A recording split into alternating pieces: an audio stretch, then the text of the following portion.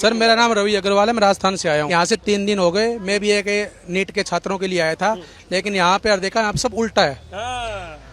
देखो मेरे आइडिया से जो तो मेरा नॉलेज है कि 20 साढ़े 21 लाख नीट के छात्रों ने पेपर दिया था नीट का, सबको पता है इतने दिए थे।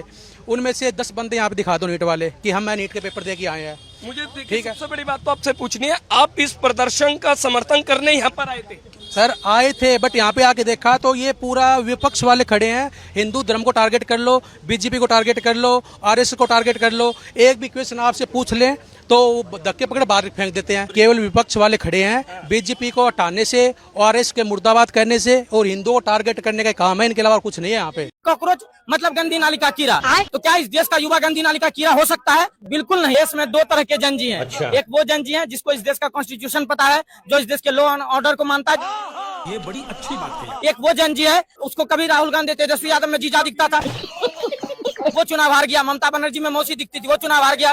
केजरीवाल में मामा दिखता था, वो चुनाव हार गया। राहुल गांधी में अब्बा दिखता था, वो चुनाव हार गया। अब इसको लगता है कि इसको नए जीजा की तलाश रहती है। अब कॉकरोच वाला नया मिल गया, अब नया मिल गया तो उसको नया वाला चाहिए।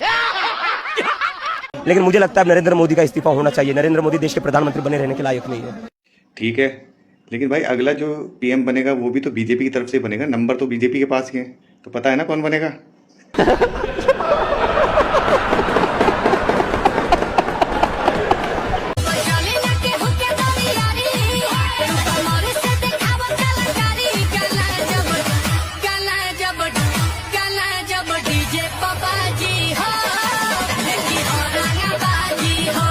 आज बहुत लोग लाठीचार्ज से दुखी हैं, हो सकता है, लेकिन आप लोग मुझे पहले 3 सवाल का जवाब दीजिए। अगर आपकी लड़ाई शिक्षा की थी तो पुलिस पर पत्थर क्यों? ये आंदोलन है या पत्थरबाजी? दूसरा सवाल, जब स्टूडेंट संसद की तरफ बढ़ रहे थे, जब इतना तनाव का माहौल था, तब सीजीपी के नेता कहाँ थे? बर्गर खा रहे थे। ये प्रोटेस्ट तो आपने ही ऑर्गेनाइज करा था, समय आने पर आप गायब कहाँ थे? और अगर बाद में पूरा दोष इन बेचारे स्टूडेंट्स पे ही आना था, तो ये पूरा प्रोटेस्ट ऑर्गेनाइज ही क्यों किया? ये पूरा प्रोटेस्ट शुरू हुआ था स्टूडेंट्स के फ्यूचर के लिए, लेकिन आज इसके मन से ऐसे नारे और मुद्दे सुनाई देते हैं जिसका नीट से कोई लेना देना नहीं है। स्टूडेंट्स से मेरी एक ही अपील है कि अपना आंदोलन, अपना मंच, अपनी आवाज को हाईजैक मत होने दीजिए। और लास्ट सवाल मेरा स्टूडेंट से है कि आज देश भर में सबसे ज्यादा चर्चा किस चीज की हो रही है? नीट पे, पेपर लीक पे या स्टूडेंट्स के फ्यूचर पे?